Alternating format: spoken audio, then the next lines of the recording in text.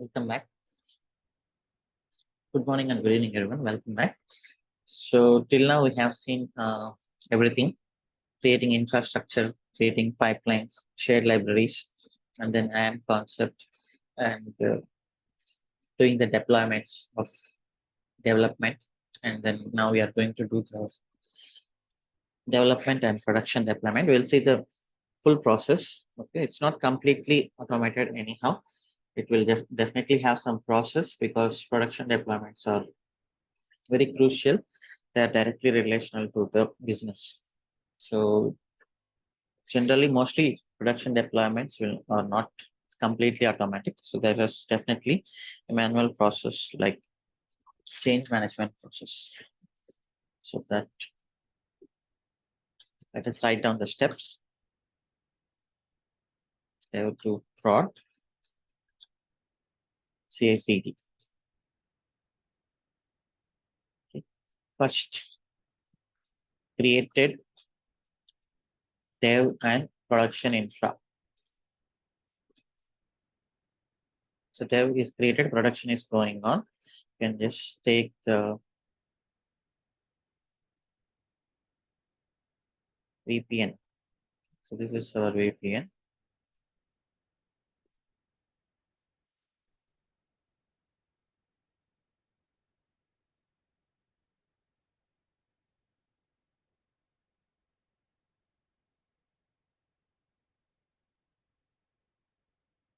Just copying this VPN as development VPN.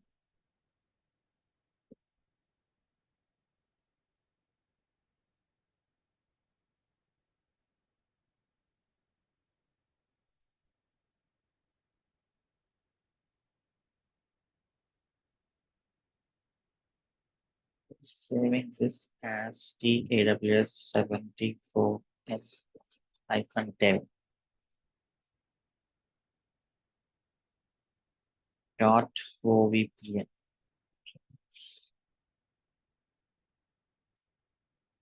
Just import that profile. Dev.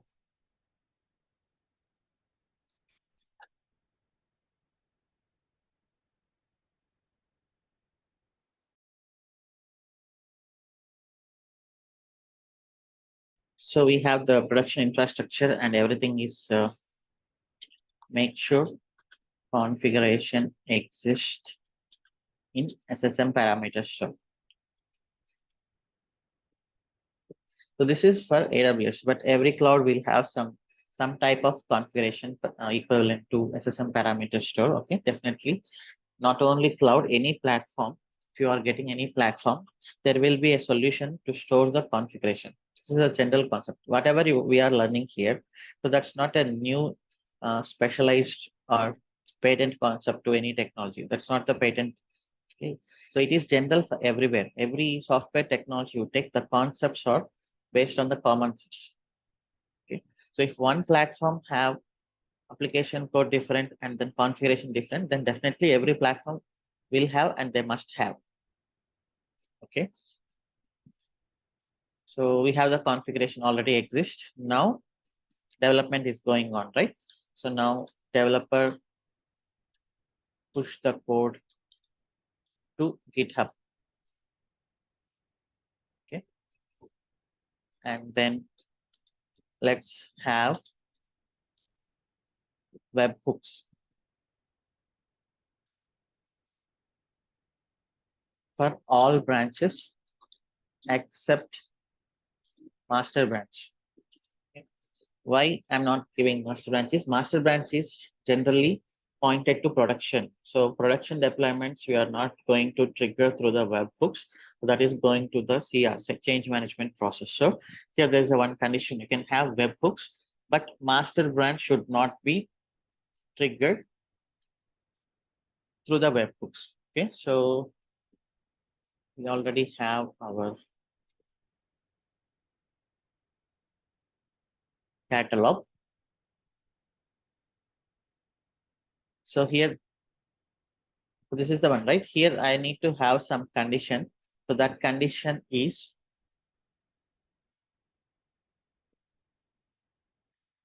if If not master branch, then trigger pipeline. Okay. So what I'm going to here is I will write some if condition.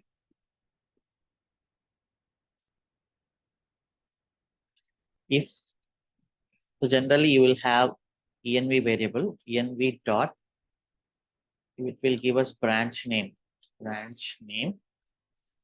equals ignore case. So you can, if you want, you can generally search this. If condition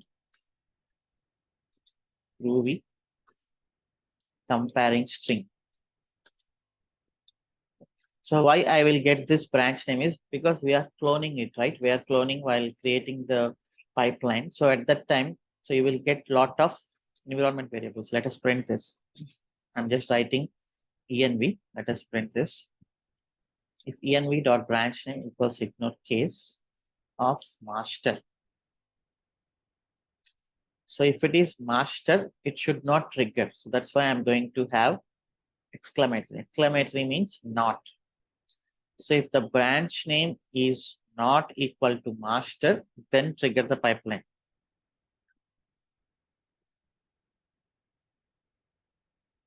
Okay. If it is master, can have some if condition generally, else condition. Echo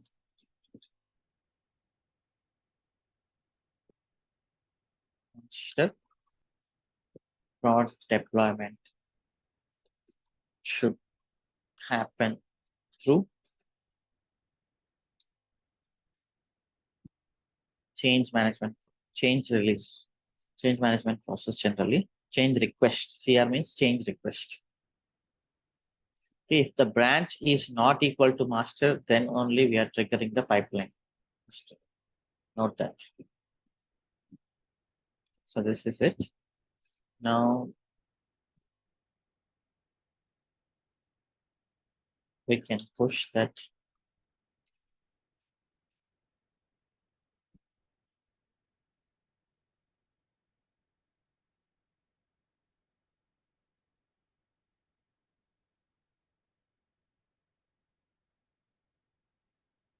And then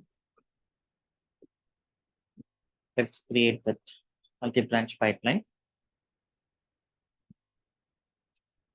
Catalog, multi-branch.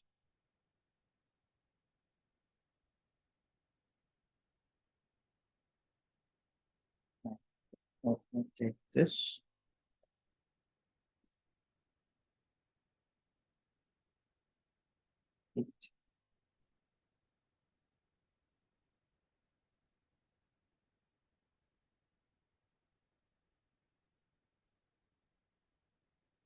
So this is scan by webhook. Generally, sometimes if you don't have any,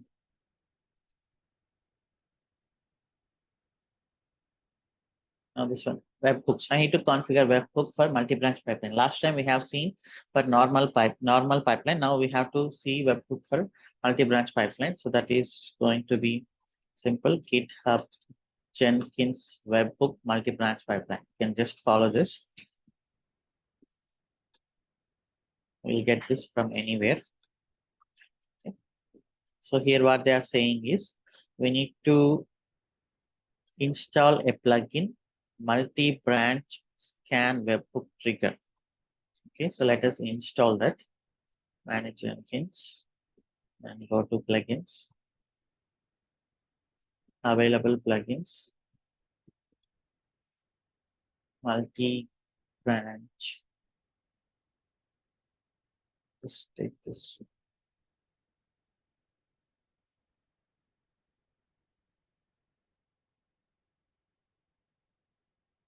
I think it's already installed.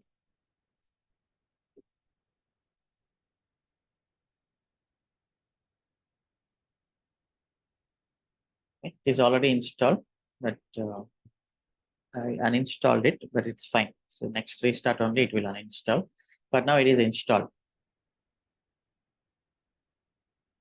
So here configuring Just make sure that plugin is installed in your Jenkins. And after that, we are selecting Git, this one, and we want that to buy the webhook. Now you need to give one token here. I'm just giving catalog token. You can give anything, okay? And you need to configure this URL in the GitHub. It is saying already like this. Okay. So now let us go to our GitHub. Inside settings, go to webhooks. Let us delete this one.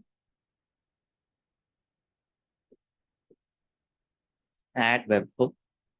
And here the payload URL is, they are suggesting this one.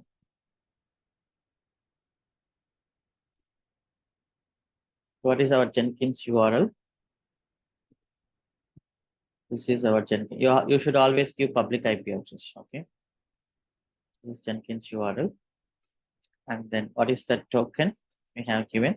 That is catalog token. Okay. Select JSON, then add webhook.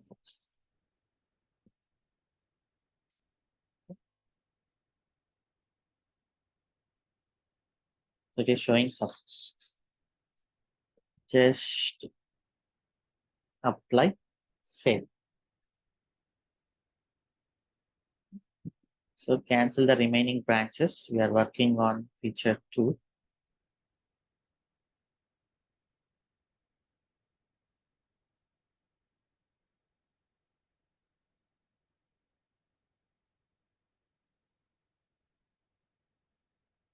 Just for now, canceling everything.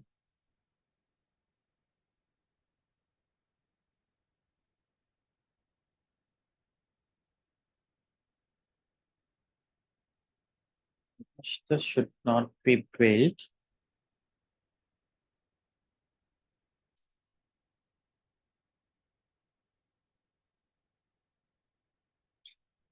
This change, whatever I did it in, it is existing only feature 2 branch. You can see this.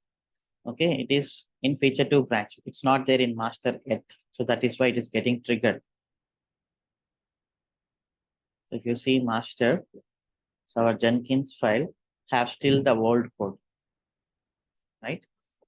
So if you see the feature 2 branch, so we are updating here. Okay. So now let us do some change.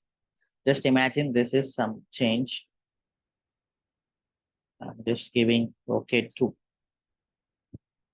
So how the discussion will go on whenever there is a production change, right? Client business analyst will take the requirements from client. Okay. For example, you are the business owner. You are the business owner, like you are the robo shop owner. As you wanted to have some feature after discussing in board meeting somehow somewhere. So you want to have some features in your software, then you will discuss that with your business analyst. Okay, so business analyst will always have some knowledge on the technology plus business. So you discuss with your business analyst, then business analyst will take that requirement, and from our side, like the project side business analyst. So client business analyst discuss business requirements with project business analyst. Okay. So this is how it goes. So these business analysts, they don't know the technology completely. They don't know 100%, but everything is possible in the technology if the business use case is correct, right? So, and this project business analyst usually have meeting with technical architects and delivery manager.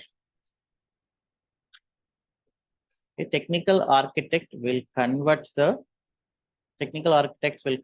business requirements to the technical requirements, and delivery manager, he will tell about the timelines. Delivery manager, generally, he will take care of the production deployment in a smooth manner. So this is the discussion going on before starting itself. Okay. So now requirements are finalized and dates are finalized. Team leader will assign the latest features to developers as tickets. Okay. So this is the general process will go on before doing any change. Once developer understood what he has to do, then so this one is already done earlier.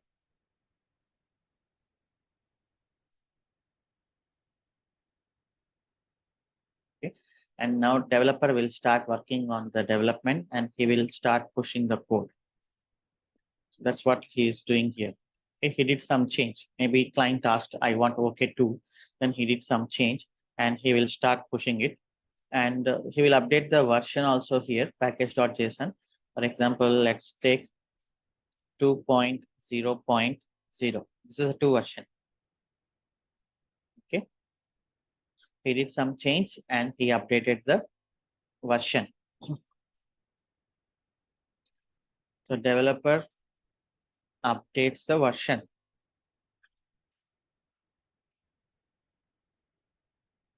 And now he will push it.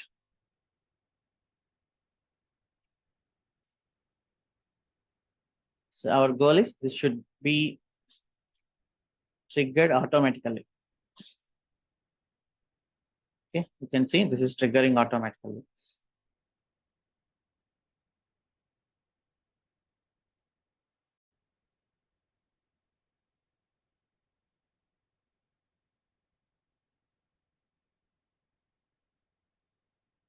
So when this CI process is going on, our RoboShop library, so it is expecting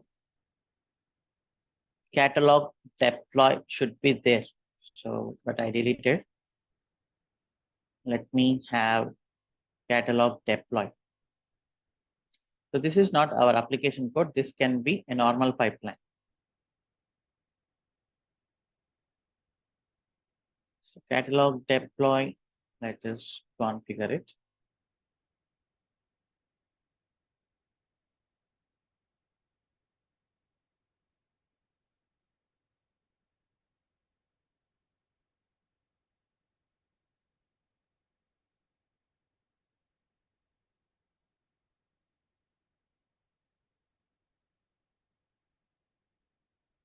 Whenever you create a pipeline that has the parameters, for the first time you just need to run it so that it will understand there are parameters.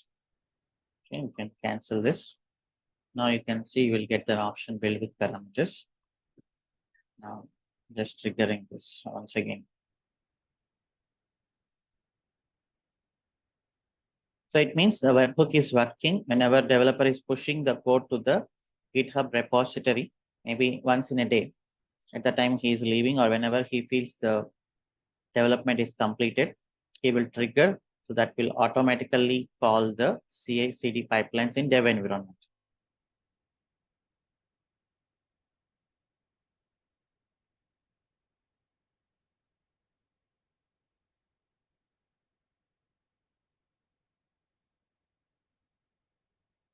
The dev environment is your wish. You can have it complete automation.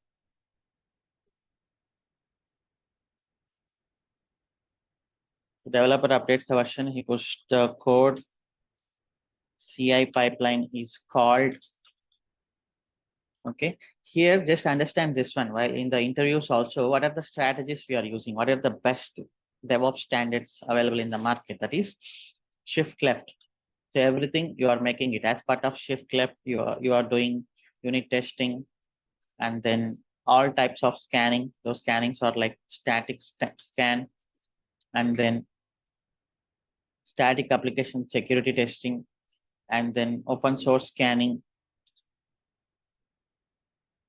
And we will have image scanning. Generally, we will get it in the Docker, image scanning and dynamic application security testing. Generally, this is not in the automated because it is somewhat expensive. So you can at least mention these things. and then functional testing. So then they will ask who will do the functional testing. Testing team does this script and they give us commands. We configure in pipeline. Okay. Generally, this is the process.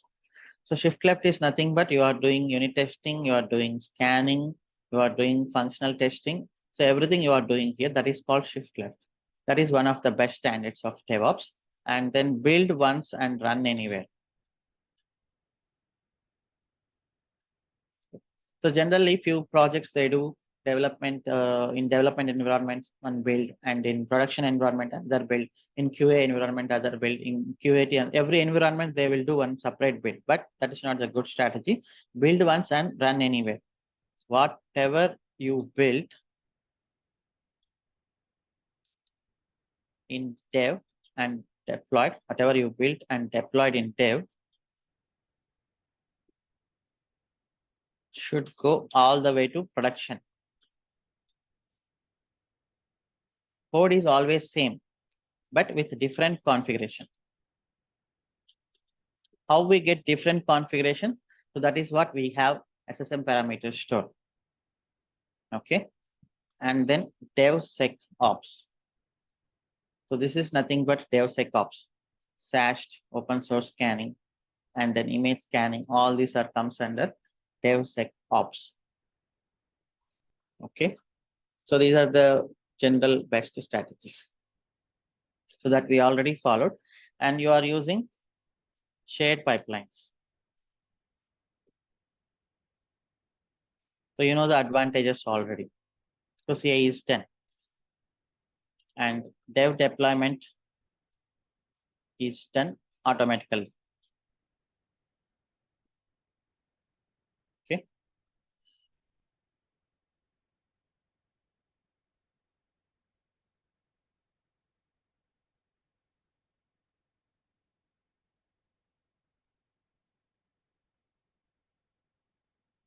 So this functional testing is after dev deployment.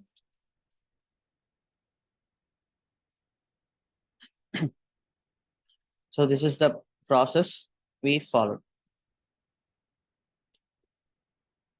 So once the dev success,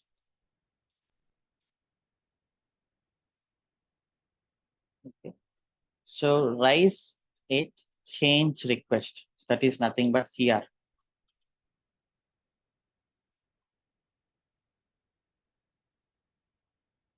So generally tools are available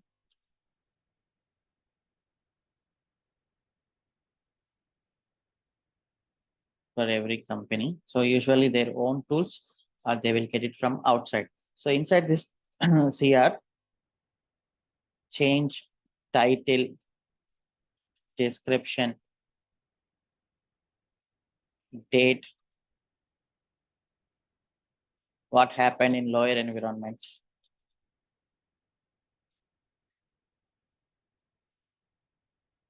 and who has to approve.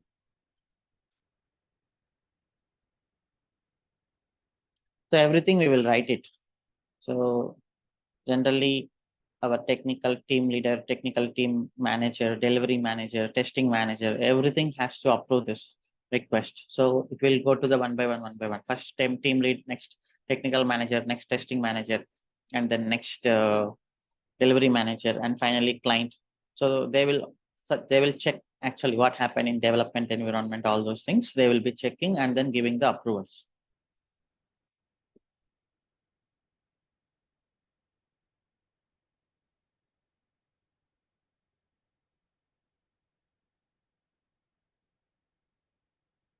So here the provisioning is going on.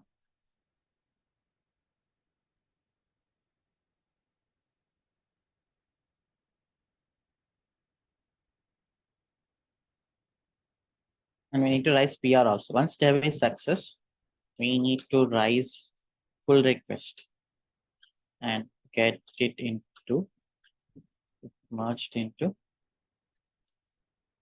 master branch. Okay.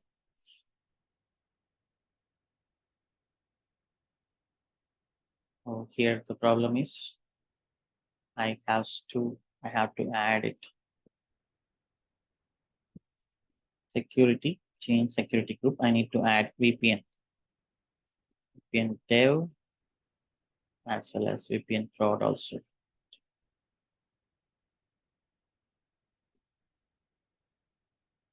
That's why it was not able to connect.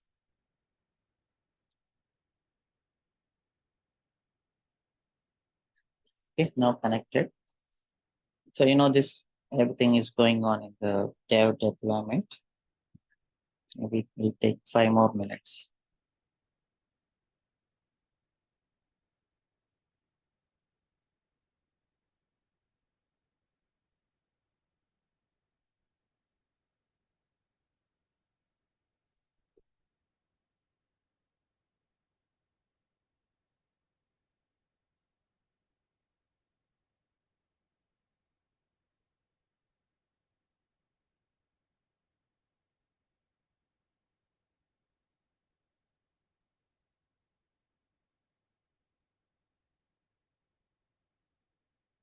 Okay, we'll just come back in 5 minutes. Now this will take some time. Okay, let's come back at 7:37.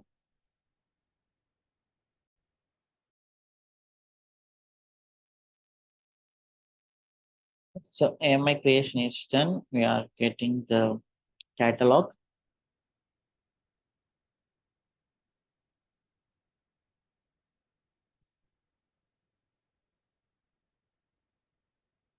The catalog instances are getting ready.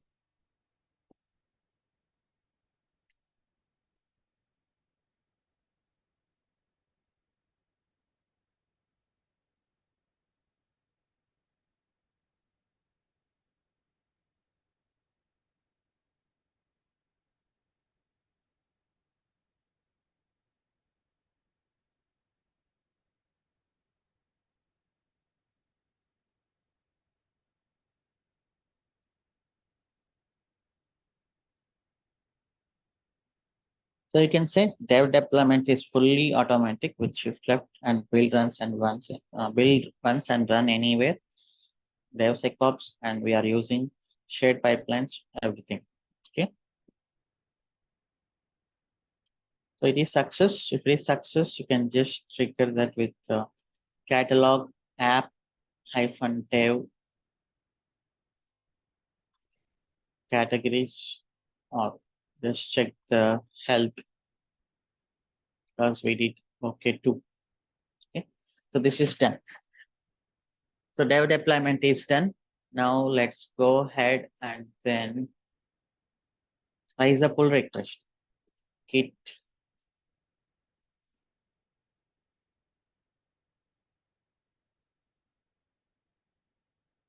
go ahead and raise a pull request here.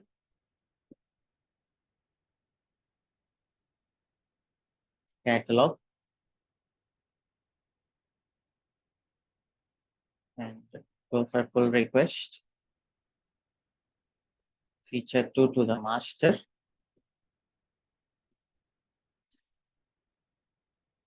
Matching the changes from feature to master. Generally, it is a meaningful name. Okay. So not feature 1, feature 2.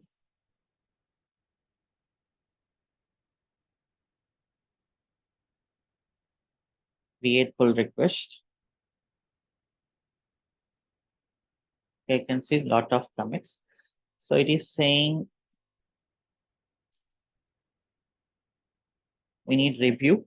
Okay, so let me open in an incognito mode. GitHub.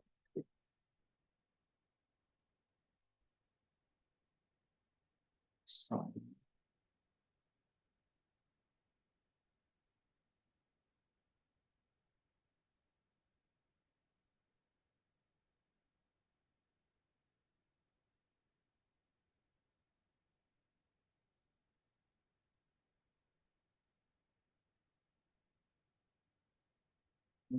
I added another collaborator.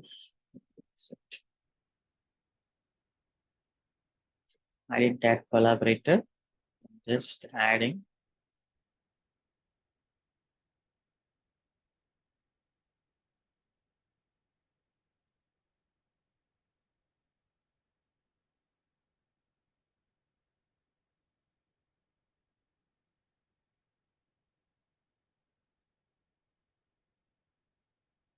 So let me log in with that.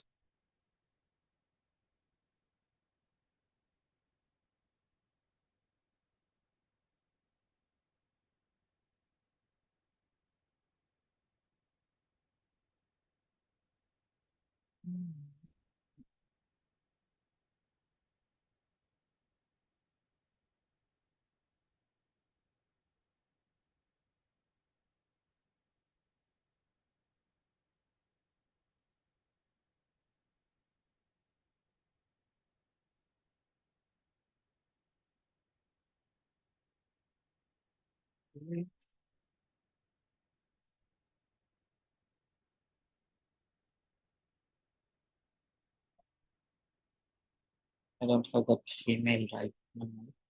Can I do?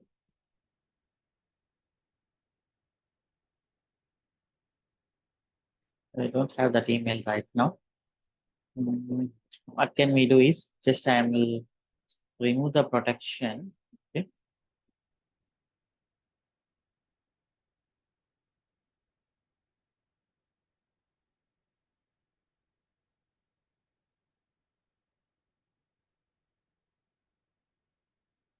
Just removing the review request. Review. Okay. So generally, just assume somebody is giving us approval. So now you can just raise much pull request, confirm much.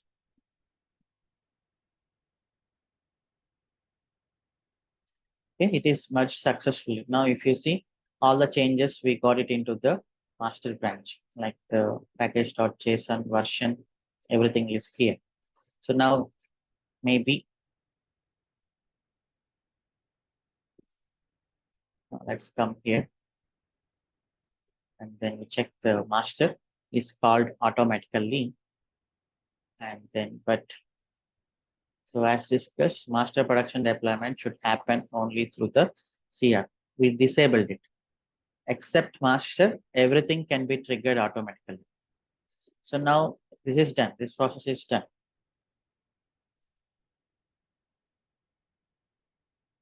So now we have to go for this process is done. We have to go for CR and everything. So and everything is if everything is correct, you will get the approval. Once you get the approval, you come to the catalog deploy and then so generally you have to input some CR number. So whenever you raise a CR request, you will get an ID, right? CR ID. And then you will input that here and you will trigger the pipeline. So now what is the version? It is 2.0.0 and then it is production version. Okay. So that's what we built right now. That is 2 version, right? Yeah, 2 version and then production. Just check once again our pipeline. So once we get production here and then version, and we are just printing, we are initializing it, and then we are planning and we are performing the deployment. That's it. In real time, generally you'll have one more parameter. What is the CR request number? So when you are saying this VPN, Open VPN is generally for our purpose, but in real time you will have Cisco VPN and then Citrix administrators. That's a big team. You just say you are using Cisco VPN. Let me get the production VPN also.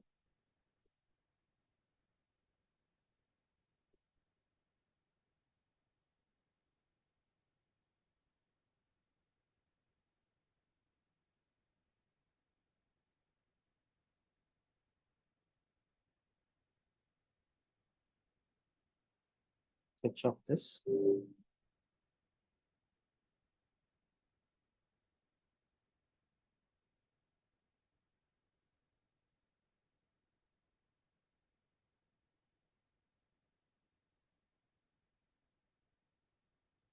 This is the production VPN.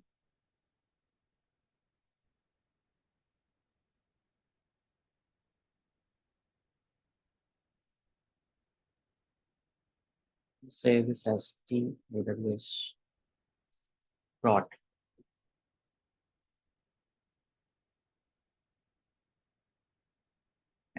Put here.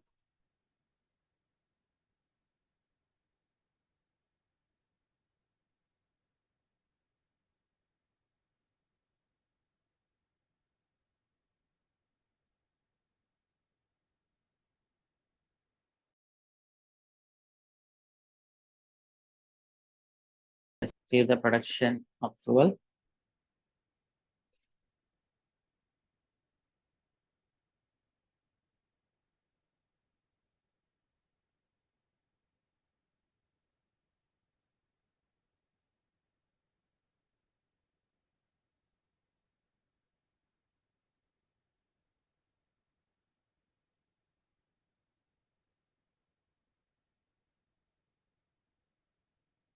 Give the approval.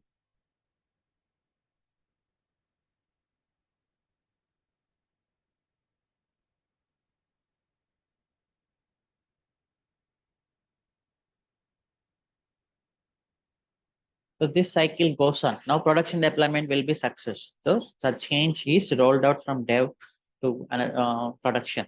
If you have another environments like QA and UAT, so the same process will go on.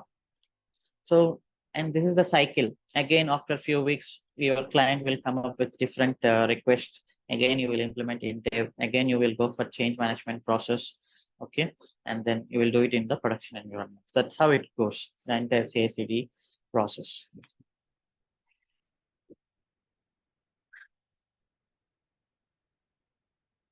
Okay.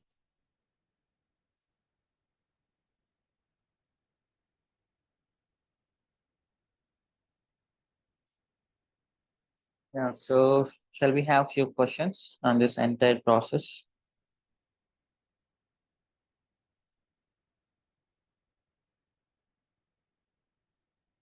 And finally, one thing, once everything is success, we have to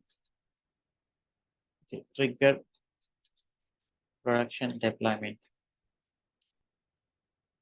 Okay, once you complete the production deployment successfully, then development team will have some sanity checking, sanity testing generally. Sanity testing is nothing but, so they will just test the application, whether it is giving proper results or not.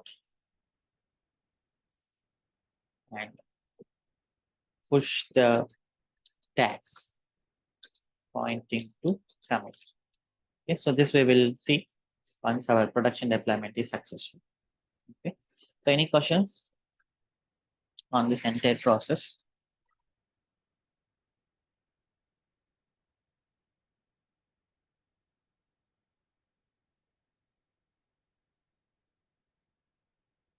Yes, Sai Kiran Reddy. Hello, Shiva. Sorry, yeah, yes, Can you hear me? yeah. Tell me. While we are discussing the Terraform, we have discussed we will not upload the variable or TF into the GitHub now. Like we are uploading it now into the GitHub. Like Not if it's don't upload, variables.tf, terraform.tf was generally terraform.tf was. okay, that is the file which contains a configuration, like a variables, right? That's your wish. Generally, variables.tf you will have declaration, variable declaration, Okay. declaration and default values, right? Yes. So, so just assume you are getting module from open source or you are using our module, right? Like I developed some module and I pushed it. So you want to have your own values. That is, then you can have terraform.tf was. Okay. Okay, it's not a it is not a harm even you push it to the GitHub, but make sure you don't have any sensitive values inside it. It means terraform.tf means TF means your values. Okay, may not be for others. But if you push Terraform.tf also not a problem. Terraform.tf is considered by default, right? Like if we Yes, if you have that file, and for example, if you have here x equal to 10 in variables.tf, and in Terraform.tf whereas if you have x equal to 20, so then this one will be considered. yeah, okay, got it. So any other questions? This is the entire process. You just understand this and repeat it.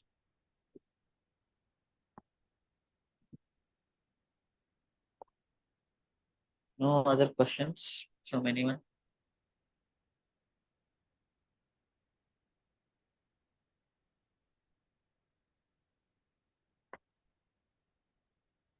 Yes, Sudeep? Hi, Shiva. I'm Yeah, hi. Yes, Shiva, right. One thing here. So we are not using any Docker right here. Next concept is on Docker. Right. So in general, one live project, Shiva, one of the banks, so they were using the RLM for deploying the process. What is RLM? Release Lifecycle Management, RLM tool. So once we have the label. These kind of tools, there are hundreds and thousands of tools. Yeah, tell me now. So once we have the Jenkins labels, we'll get this RLM IDs actually. RLM ID. Right. So with these IDs, with the CR, and we were able to deploy these into the OpenShift Red Hat.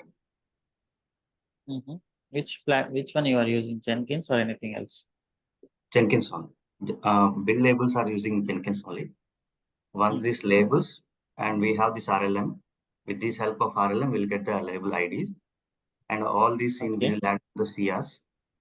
Once we have the approval process, everything done, and in the change window time, like we'll go for the deployments. Yeah, correct. That's what we discussed now. Right. In between, these people are using RLM. That depends, right, based on the company. Yeah, there are lot of tools. This is just a simple tool to give you to log something. Like if you want after 2 years, how many releases? Generally, at the end of the every year, every company will calculate themselves, right? So how many change requests went, and then how many resources worked, how many hours. So these are the statistics they want for the business. So these tools have that all tracking. Okay, at what time, what version we released, what are the features went, who approved, everything, just to log that information properly. Like service now some tickets, right? Right. That is the process. Yeah, hierarchy management. So for now, in our process, in the next step, like catalog, we'll have the Docker images. Then after that, we'll go for the clustering, right?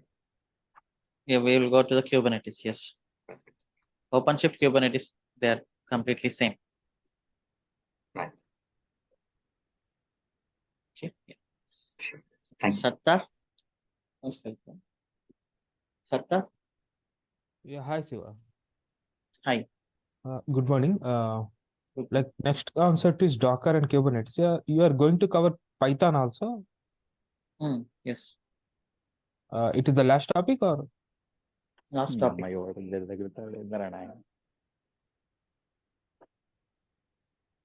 Okay, thank you. Just waiting for this to complete.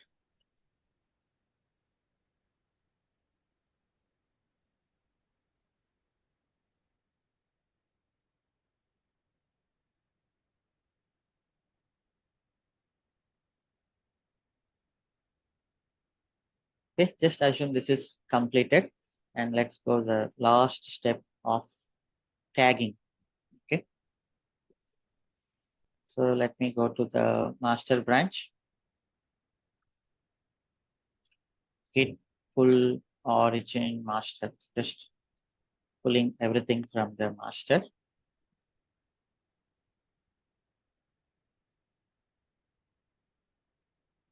if you just see git log. Okay, so this is the latest commit. Now I need to log this. I need to tag this. Why tag? Okay, git log one line.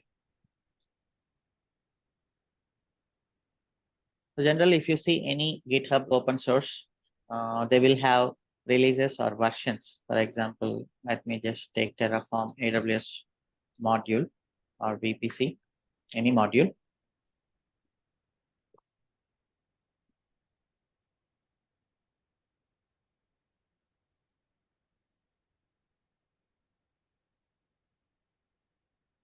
So if you see, you will have tags. So this tags means the versions and then pointing to the commit IDs. But after 20 releases, if you see at what commit I went for production, you cannot understand that by seeing the commit IDs. So that is why we will just tag it, git tag 2.0.0. Then if you just see this, so this 2.0.0 version is pointed to this commit ID. Now you just push the tags, just git push origin -- tags.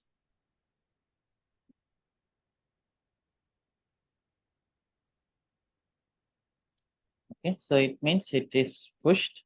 Now you can go to our catalog.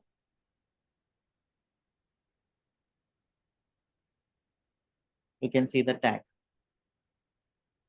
So this tag on particular, you can see the date generally here and what commit it is pointing. And you can download the code at any time. So when we were at 2.0.0, what was the code? So you can download it. Maybe you will go to 4, 5. At any point of time, you can easily track. So what was your code at a particular version? So this is how tags are useful. So with this tagging, you can say the production deployment is successful and completed. Okay, so as anyhow it is already success. You can just test it. The developers will test like this. Okay, once they get proper response, then it means the release is marked as the production deployment is marked as successful. Everybody will get some mail. That's it.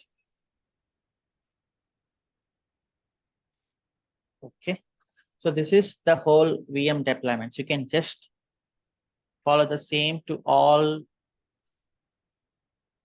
other components like catalog, user, the same process. You can just remove that. Can just replace our catalog with other user and then cart. Okay, but shipping anyhow, we will see that Java CI process once with the Docker deployment.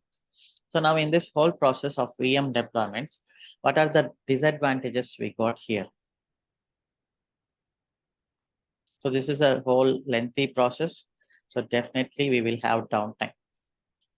So we have VMs, right?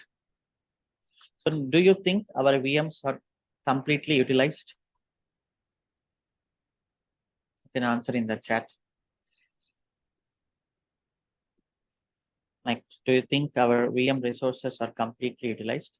So resource optimization is not good. For example, you took T3.medium, maybe 2 CPU and 4 GB RAM. For our application, maybe 0.5 CPU is used and 1 RAM is used, 1 GB RAM is used. So resource optimization is not good in VM. And what about immutability? So can a person log into the server and he can change whatever he wants, right? Can he log into the server and do whatever he wants? Can he do or not? Again, please answer in the chat. So servers are not immutable. Anyone can change the configuration inside. So if you change the configuration inside, then what will happen? Obviously, so your application will go down and it will take a lot of time to track what went wrong. Okay, so that is another disadvantage, immutability. And then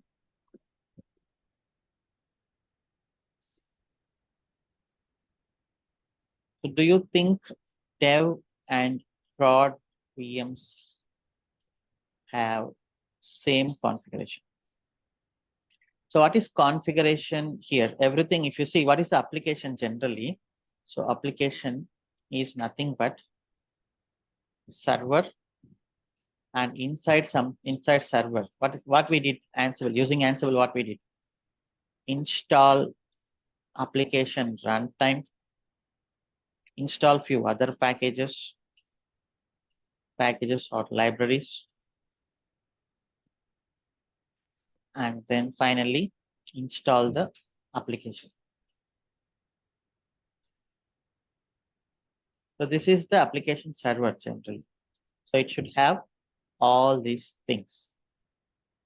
Okay, so this is what we are creating VM image. So if VM resources are more, VM images are fat. VM images are fat because of OS and resources. So what happens if VM images are fat? For example, if your phone is empty, you don't have any files, you don't have anything in that. So it will start up in maybe few seconds. But if your phone has full of files, full of softwares, full of applications installed, do you think that will start immediately?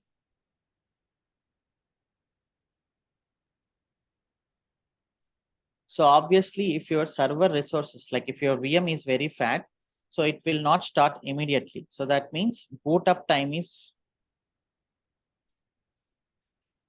high in VMs. For example, if you are expecting a sudden traffic to your application, your auto scaling cannot work immediately. It will take some time to understand that. Okay. So that is the general disadvantage of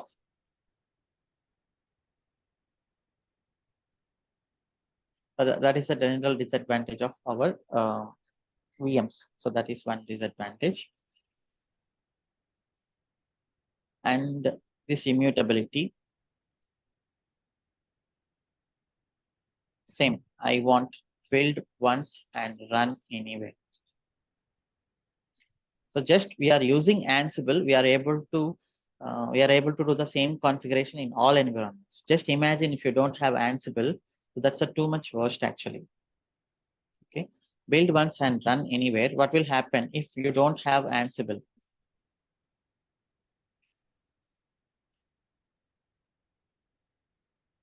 We can't guarantee the configuration is same in all dev and prod servers, right? So generally what will happen in development, we will simply upgrade it because it's in our hands. We'll simply update the versions, but in production, you will not have the access to upgrade simply. So that is why generally the configuration is different in different environments.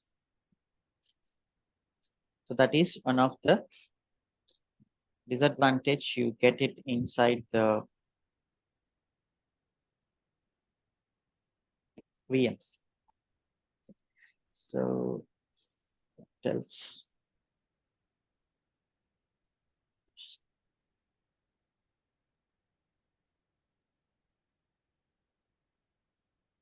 So these are the VM disadvantages. And then like, yeah, we have high availability and then self-healing. So high availability is nothing but when the traffic is getting more and more, your application should increase the number of VMs. That is anyhow it's there using auto scaling. We have the solution, but high availability because of the boot time is more. Your application definitely will forget some requests. Like if your current traffic is 100, but immediately if you get 1 million users to the system, so high availability will not work immediately, right? Will not work immediately based on the load. But we implemented the best standards in cloud. Generally, if you are going for VM deployments, so you don't have the auto scaling also in legacy in your companies, right? So that is completely manual. But we implemented it because we want to have some better VM approach. Self-healing. If someone is doing something wrong in your application, so do you think the application will correct itself automatically? Suppose as an employee, you just logged into the server and then you did some mess. Application is not working as expected. Do you think it will restart itself automatically?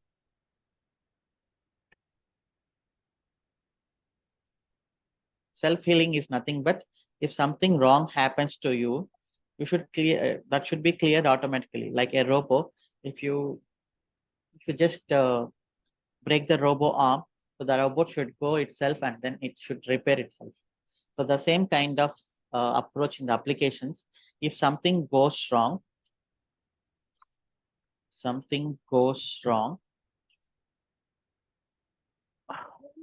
application should correct itself. So that is nothing but self-healing. So we don't have that feature available here. So these are the disadvantages generally, and we will address these disadvantages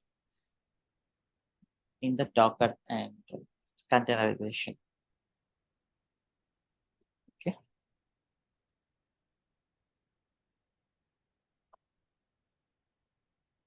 We have many, but we will justify once we started doing it. So right now you may not be convinced, but definitely you will be convinced when we are working on it.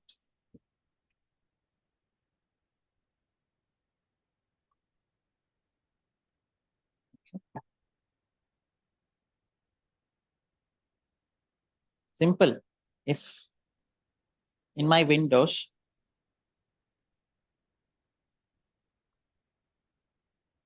let me open the task manager. In my Windows. So do you know what are all these processes?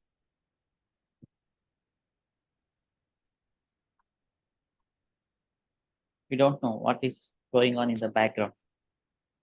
Okay. VMs are heavy. Lot of processes and services are running on.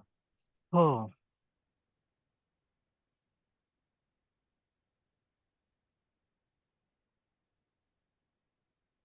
That consumes more resources of system, right? Unnecessary installations, unnecessary packages, unnecessary things in VM. But in Docker image, OS is very lightweight.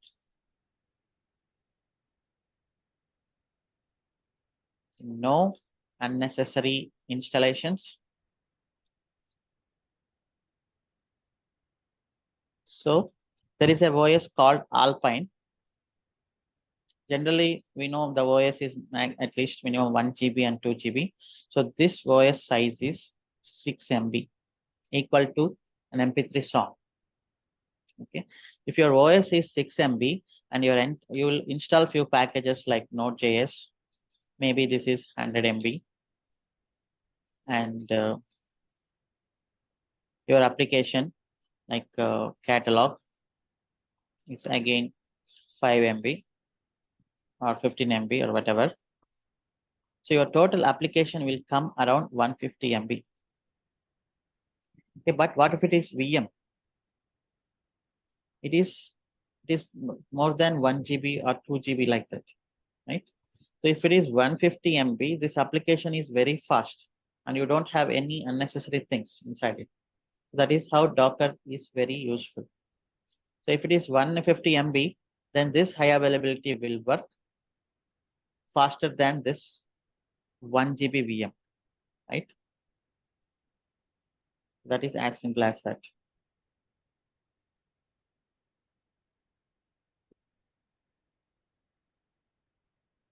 Okay. So in VMs, you have unnecessary installations, unnecessary packages. Anybody can hack easily. But in your Docker, you don't have any unnecessary things. You will have only the necessary packages installed. So it is fast. VMs and Docker images are exactly same.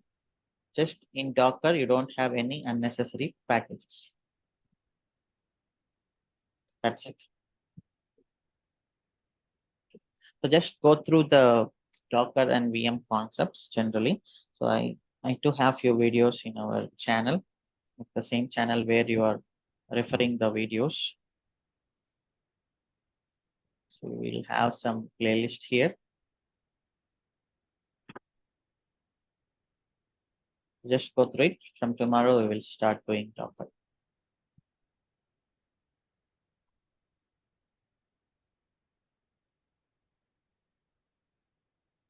This channel don't have, maybe other channel have it.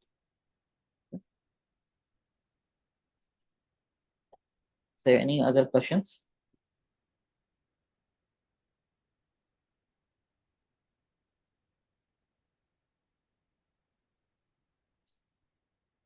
So the difference here is when we are doing Ansible, we took one base OS, right? Like VM. We took CentOS 8 and then using Ansible, we configured. So this is called as AMI, okay, Amazon Machine Image. But in Docker, the same CentOS 8, okay, but it is lightweight OS of maximum 150 MB. Okay, so generally few companies will go with Alpine also. Using Docker, we configure packages. We configure that using Docker. We configure as actually whatever you used Ansible, the same way we use Docker also, okay, but with different syntax. And now we call it as Docker image. So this is maybe 1 GB or 2 GB, whatever. And you need many resources for this, like at least 1 CPU and 1 GB RAM.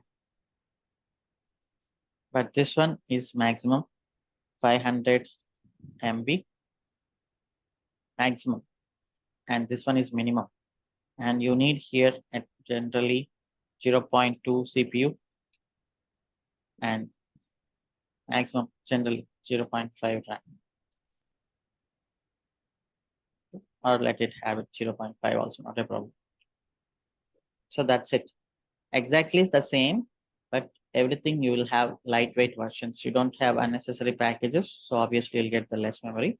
So it can be easily scaled up and scaled down.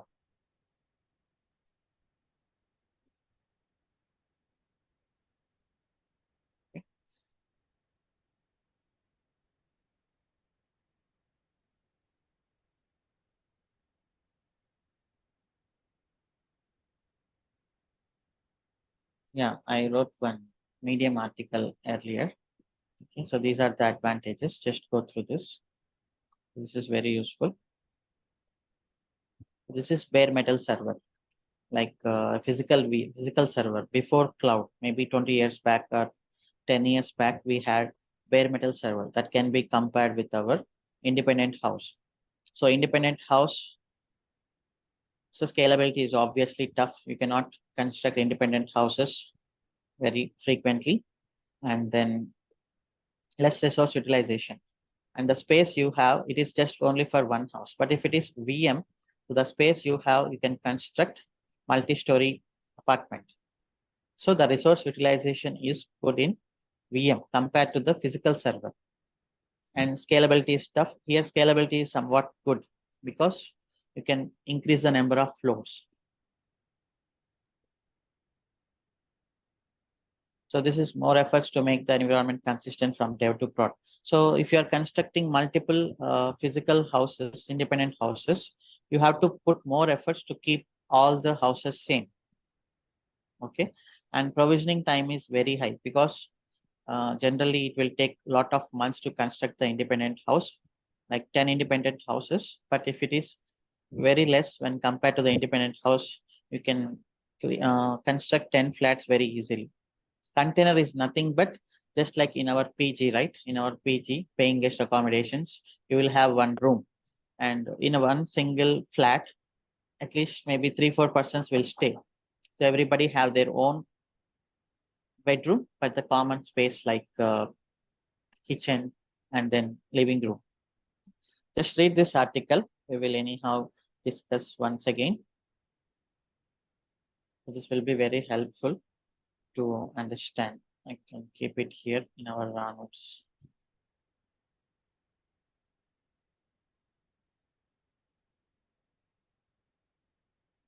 Okay, so these are the advantages: resource utilization, scalability.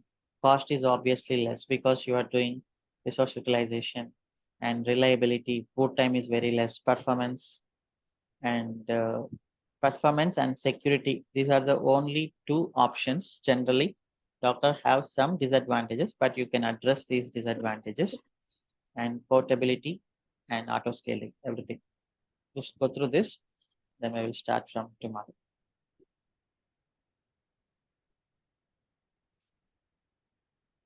Yeah, Alekia Garapati. Yeah, hi Shiva, good morning. Yeah, hi. Good morning. Yeah, usually in real time we'll be having multiple branches, right? Like dev, QA, pre-prod, and then No, to prod. no, that's the legacy old process. Okay. So in Jenkins file, if we want to deploy to multiple environments, do we need to write multiple if conditions there? Usually you write like not equal to master.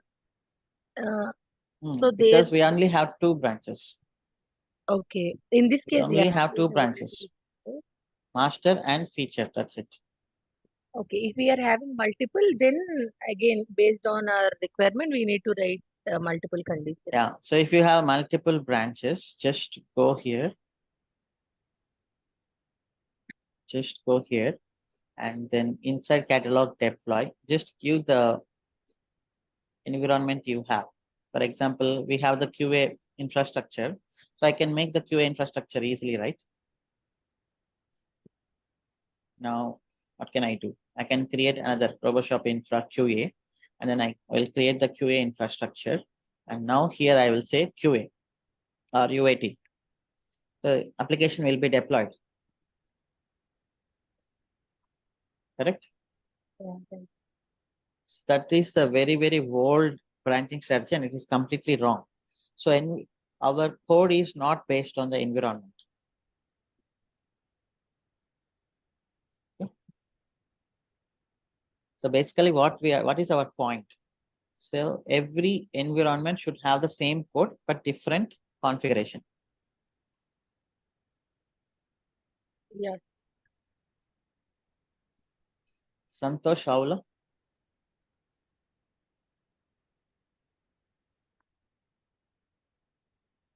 Santosh Aula. Hi Shiva, good morning. Yeah, hi. Good morning. Yeah, Shiva is a Terraform based point of view. You have to maintain a different infrastructure and different stages, right? One master and future branches, right? Terraform. Yeah. No. So how you? So Terraform, how we did? Either you maintain different repositories like this, or inside the same repository, what we did here. Just have the different Terraform TF class. It's your wish. You can keep the complete application. This one also, different repository also, it is fine. Okay, but variable is also different, right? Terraform.tf files. If the environment is different, values are different or not? Yeah. Variable values are different or not? It's obviously Yes. different. Okay. Yeah, got it. So if no questions, yeah, we will start Docker and containerization. Is Venkat Anand? Hi, Shiva. Good morning. Yeah, hi, Uh, good morning. Yeah, can you please just touch upon AWS Lambda and the difference between That this we and will get it in the Python. Python? Python Okay. scripting, yes.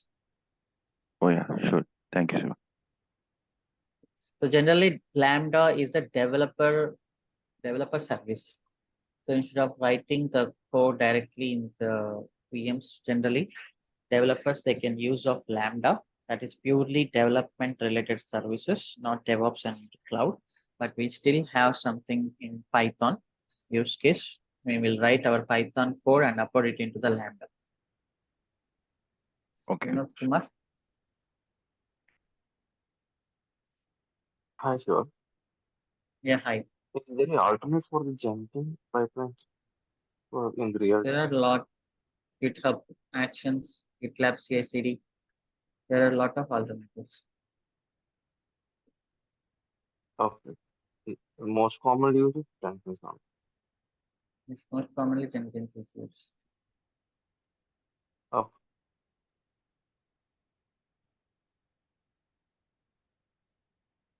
Okay.